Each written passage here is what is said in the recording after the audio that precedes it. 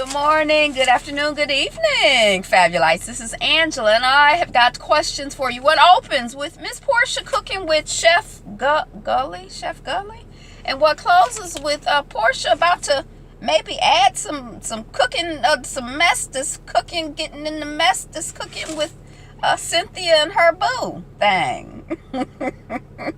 If you guessed The Real Housewives of Atlanta, Season 10, Episode 11, tea is of the essence. Essence, baby. Essence. Not Essence Atkins, but the essence. The essential. Then you're correct. Thank you so much for clicking on the video and sticking around to see how we get from opening to close. I am Angela, and the channel is Be Fabulous You. If you are a subscriber and you're not new to my channel, welcome back. Thank you. I love you. And if you are new to my channel and are not a subscriber, consider subscribing if you like what I do here. Let us proceed. Okay, so we got Chef Gully bringing Whole Foods bags to Portia. Hey, I heard that the Whole Foods, I haven't been in a long time. I never really got in the habit, and then when Amazon took over, I'm like, ew. But I heard they shelves be empty and stuff. What a guan. Have you heard that? Okay, is that going on in your town? So she's bringing Whole Foods bags to Portia. We find out that Portia has been vegan for 2 months. Yay, Portia, go, girl, go. They are prepping food for Kim, and Kim is a vegetarian. Who knew? Yay, Kim. Go, Kim, go. Kim arrives with her red cup in hand.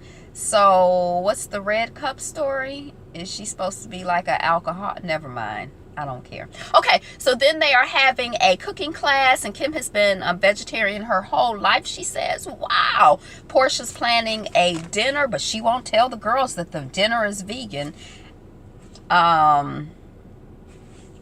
Let's see. Then they talk about Houston, and Kim is like, oh, it was just you and Cynthia. And Portia's like, well, Kenya came. She was so rude to Shamia. And they make fun. And then Kim and Portia kind of make fun of Cynthia being, you know, a lover of Kenya. Like just, you know, loyal to a fault, loyal to Kenya. And I really like that orangey kind of hair that Portia has in her interview. The color, I think, really complements the color of her skin or something. I liked it. And Kim wants to send a plate out to Croy, whatever, to her husband. So he just sitting out in the car while she's taping. And it seemed like he just around all the time. I don't understand. Okay, so then we have Candy and Ace. And they're getting stuff together for a party. We see Carmen and Don Juan plus a party planner and maybe somebody else. They getting the plan together for the s10e11 release party. It's gonna be a candy coated cover. Did we see it already? I don't know. I don't know. Did it come out already? And then Don Juan is like, you know, I didn't send Portia an invite. Why would I? And Candy is like, oh, send it. And then on Watch What Happens Live last night, when people are like, why would you invite her to just treat her like boo-boo? Candy's like, because we work together on the show. If we ain't work together on the show, I wouldn't invite her for nothing. But she's like my colleague, and I can be polite and nice. But anyway, Don Juan is mad about, you know, Portia, and, you know, kind of blah, blah, blah, blah, blah. I don't even know what junk they was talking, but he was talking junk about Portia, and wants to make sure that Candy has let Portia know that they will never be friends again. And then, like Todd said through Candy on Watch What Happens Live last night, Portia knew that Candy and Phaedra hadn't been talking or friends for like years, 2-3 years. So why would Portia really truly believe, even though she's telling us, oh, I thought Portia was telling the truth because she's a lawyer. It wouldn't even make sense. If they're not friends, why would anybody confide something in someone that they ain't been friends with for 2-3 years? So I don't believe Portia believed that. Candy don't believe Portia believed that. Portia knows she ain't believe it. That's how I feel. Portia did not believe that. That's all I got written down. Portia didn't believe that. We see Cynthia making sushi. She's invited Will over to Lake Bailey for the first time. They've been dating for a couple of months, but they have not talked about who else they're dating. I think she's on the phone with her sister, and her sister is like, well, you have to talk about it. We know where this is going, girls, gentlemen, don't we? Ladies and gentlemen, girls and boys. Who says that in their intro? Welcome, boys and girls, ladies and gentlemen. I can't remember, but anyway, okay. So Will arrives with wine and toad and chocolate-covered strawberries, and we have plans for this later. Are they even sleeping together? I do not like all of that grungy. I don't even know if it's grungy, but I don't like that fake, we gonna get this whipped cream. I don't know. It just seemed fake to me. It get on my nerves. I don't like it. It don't seem sincere. I don't believe it. It don't seem... I'm a little congested, y'all. It don't seem sexy or attractive. Y'all, they got a winter weather advisory out here. It's snowing. They talking about if you have to go out, take a blanket and some extra food and a flashlight. They didn't say the extra food, but they said blanket and a flashlight if you have to go out.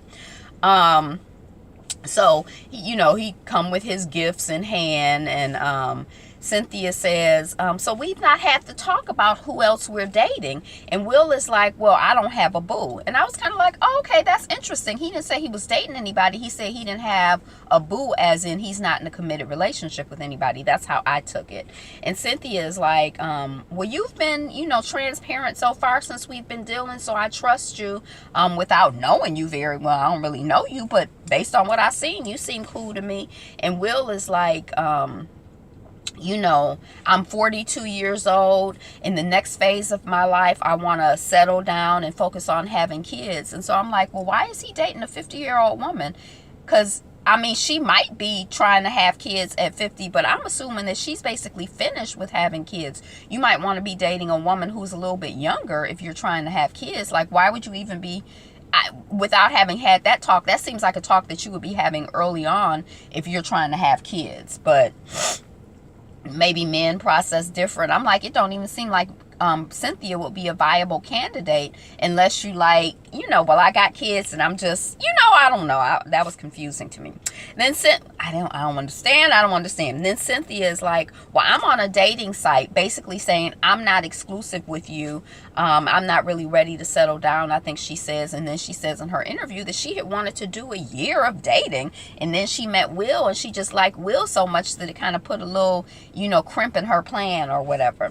And Will is like, well, let me know when you get the dating out of your system and you're ready to settle down. Or that, I didn't catch all of, but that's the gist, y'all. That's the gist. Then we see Nene and Eva the diva from America's Next Top Model meeting up. And that was like one of my items and notes on the news like months and months ago, that Eva was going to be on this episode of The Real Housewives. It was like a reality show mashup type thing, although it's been 28 years since she was on America's Next Top Model. I'm just joking, but so Eva has a new boo in the ATL, and Eva has a 3-year-old child named Marley. Is Marley a girl or a boy?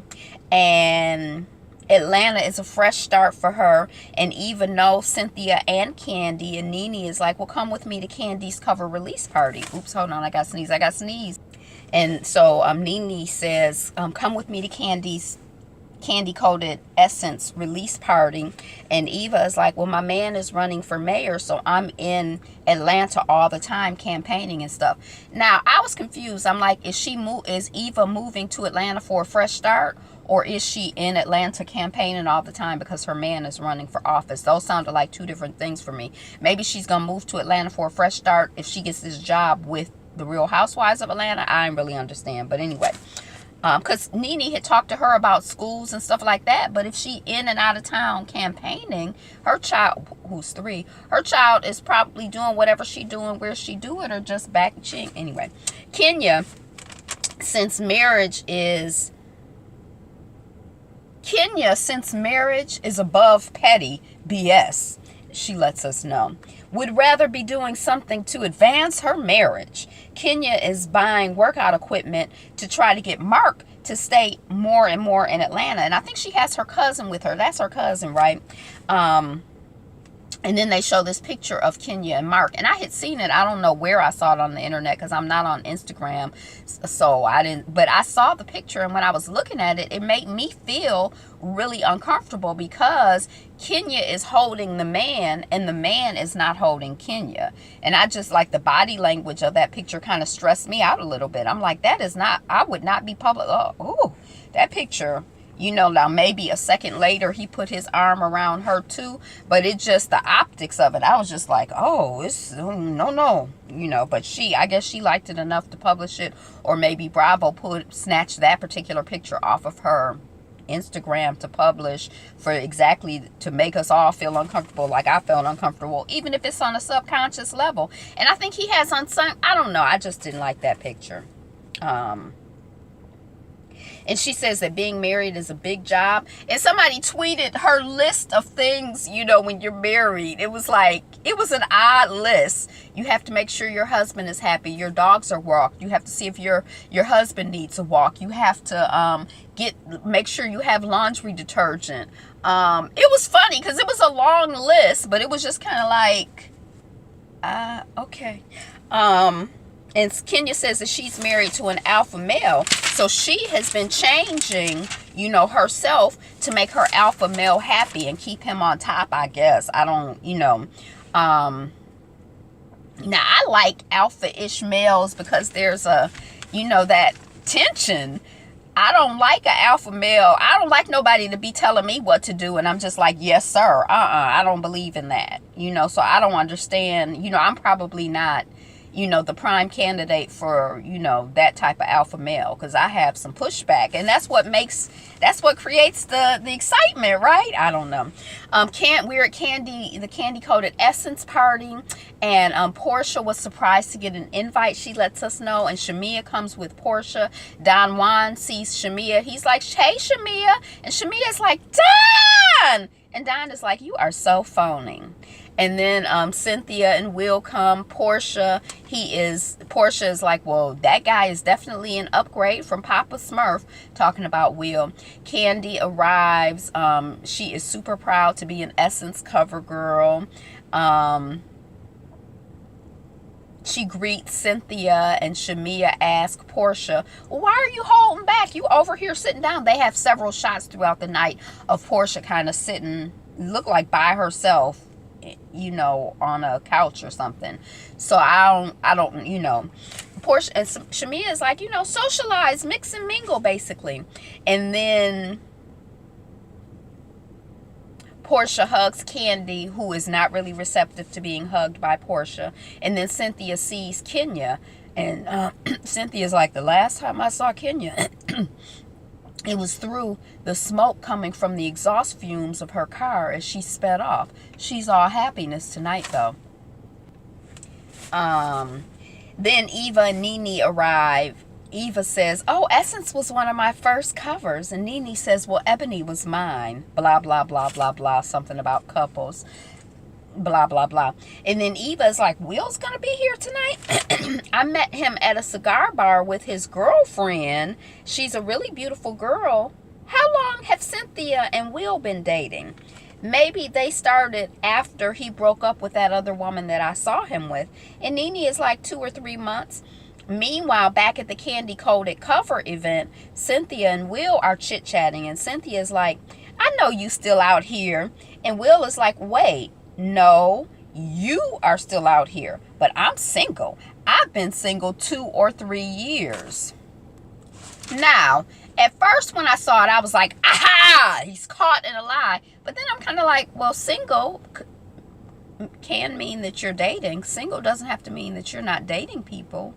So, you know, I'm kind of like, okay, so, you know, yeah. Then we see Sheree and Kim and Nene and Eva arriving at the party. And Portia is still looking kind of lonely. And Candy is cordial and nice to Kim. Nice enough, you know.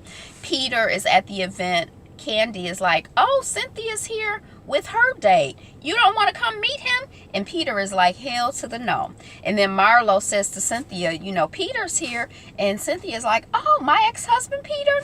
We see Nene ignoring Kim and Sheree, and Will and Eva greet and hug. You know, it's brief or whatever.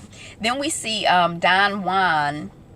He's open on stage, you know, welcome to this event. And then Todd is talking, or maybe it was just Todd, I don't know. But then Don Juan makes an announcement that Candy has been booked to be Mama Morton on the Broadway production of Chicago. I don't think they said all of that Broadway production of Chicago, but I think it's the Broadway production of Chicago.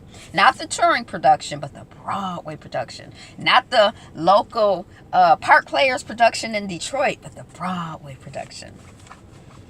And then Candy gets up and she talks. And she doesn't sing Rise Above, but she basically says the lyrics, you know, like, you know, she wants to thank everyone, even her haters, because her haters help her be better. And I thought she was going to sing Rise Above. I wanted to hear a couple bars or something. I don't even know what a bar is other than where you go to get drinks, but I'm just joking. Okay, so then Peter leaves the party. There's some chattering. Nene now this part, it was kind of a lot of different moving pieces. So Nene tells Candy and the Candy Coated Clique and Kenya about her concern, what Eva said in the car. Eva's with that group too. 4 days before the blogs busted the story of Will and Cynthia, Eva was with Will, and he was with his girlfriend. So Kenya is like, well, I'm going to go tell Cynthia. I don't think, you know, I think Cynthia should know. So she busts out, and then she bust out, grab up Cynthia. She talking to her. And then Nene says something about, because Kenya says, I don't want her to be surprised and in a group. And then Nene says in her interview, well, I should tell Cynthia, not Kenya. And I'm like, well, if you should tell Cynthia, then why are you standing up here with this group of 80 people telling them what's going on instead of talking to your good girlfriend, Cynthia? I mean, I don't know. I'm just wondering. The way it was edited and the way you handled the situation, even though, you know, Kenya had her issue, like, I just feel like I don't understand why y'all talking around the woman and nobody is talking to the woman. So I understood Kenya in that moment. So there you go. Cynthia, and then, you know, Nene, I should tell Cynthia, not Kenya. When did she become the bone collector? And I don't even know if Kenya was doing it to be the bone collector. I think she was doing it because it's like, well, that could be embarrassing or hurtful, and you don't want to be taken off guard and ambushed in front of a whole group of people. Like 80 people come to you and you embarrass. I mean, that's kind of stressful to me. So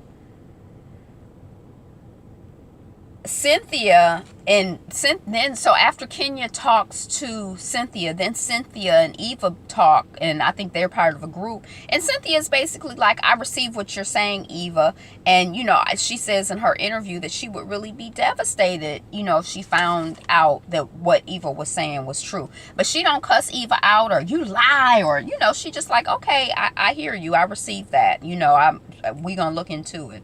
And then Kenya pulls Will aside. Now, this part I didn't understand. I don't understand why Cynthia would not then deal with the relationship that she has with this man. Like, they're both grown. I don't know why Kenya needs to be the mediator. I don't know why she in the middle of this. But then Kenya pulls Will aside and is like, well, this is what everybody is saying. Then Will approaches the group with Cynthia. Then Will talks to Kenya. Then Cynthia.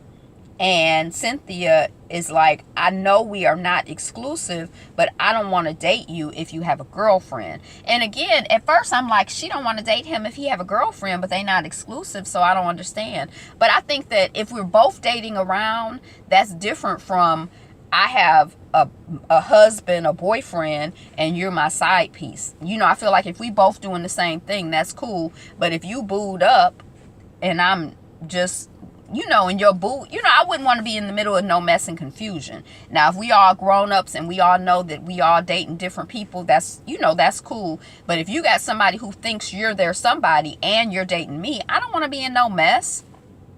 That's what I think. So I don't know. And Will is like, my situation is is what I told you. We talked about it, and I have been clear about this. And then Eva, he said something to Eva, and I noticed that Eva is, you know, Eva is tall. For some reason in my mind, Eva has always been relatively short, but seeing her next to Kenya and Cynthia, she's a tall woman. Eva says, first of all, when Eva and Will talk, because Will is like, Eva, you know, let me just talk to Eva directly. And then Eva comes up to him, and she's like, well, this is awkward, or this is messy, or something. Looking like she got a smile on her face. And then Eva is like, well, first of all, you don't know me. I guess he had said on Instagram that he knew her. But, you know, I feel like people throw certain types of terms around. I don't think it's that deep. It's not like he went on in a book and was like, well, Eva and me were the bestest, most closest friends. I mean, I feel like if somebody say on Instagram, this is my friend, support him, he running for office. I don't know what he said, but I guess he rubbed Eva the wrong way, because she had to start with that. First of all, you don't know me. You put on Instagram that we were friends. Then there's a lot of talking or something back and forth. And then Will says Eva ruined him being a perfect gentleman. He was being a perfect gentleman and Eva ruined it or something. I'm like, what kind of weird talk is that? Like, that fit in with that, I got these strawberries and chocolate, and we gonna use them tonight. I've been a perfect gentleman with her, and you ruined it. Like, it seemed like it's some fake role or some weird, I don't know what he's talking about. And then Will says to Greg, can I go inside and get a drink? And I'm kind of like, now, is this like a breakdown where he's like, he's filming for a show, so he don't know what the rules are? So he asking the man for permission to go inside? Because I feel like, you grown, go inside. You know, why are you asking the next man for permission? I didn't understand that. And then Portia and Sheree come out, and they're like, well, what's up? And Cynthia's like, you know, blah, blah, blah. I found out some stuff. I mean, shoot, well, all I'm saying is if you find out that someone that I'm dating has a girlfriend, let me know. And Portia's like, well, actually, since you brought it up, dump, dump, dump. And then it says to be continued. So that was the end of the episode. I don't know if I quite followed everything. And, you know, on second watch, did I watch it twice? Or, you know, maybe I had just seen clips, or maybe I just thought about it. Maybe I just woke up this morning having slept on it and have a different perspective. I don't think I watched it twice. Oh, I did watch it twice, because by the time I got home, it was halfway over or whatever. I don't know. I did watch it twice. So I watched parts of it. And then I think I saw on Twitter. I think what happened is I looked at Twitter. I don't usually look at Twitter before with show reviews, because I be getting information. Sometimes I do, but I don't make it like a rule. So I think I kind of knew what was going on, and, you know, then when I actually watched it, I'm like, well, I don't know. I think of that differently. But anyway, that's what I got. Thank you so much for sticking around for the end of the video. If you like me, and I think you should just pay me a like for visiting. It's like payment, but it don't cost you anything. Just pay me a subscription for visiting. I'm working on 1,000 subscribers. If you'd like to be part of the 1,000, go ahead and subscribe if you're not already a subscriber, because you too could be part of the 1,000. Share, comment, like, subscribe. Today is the best day ever. You are the #1 stunner. So be you. Be fabulous. Be fabulous you. And nobody else, because only you can do it like you do it, baby. Peace.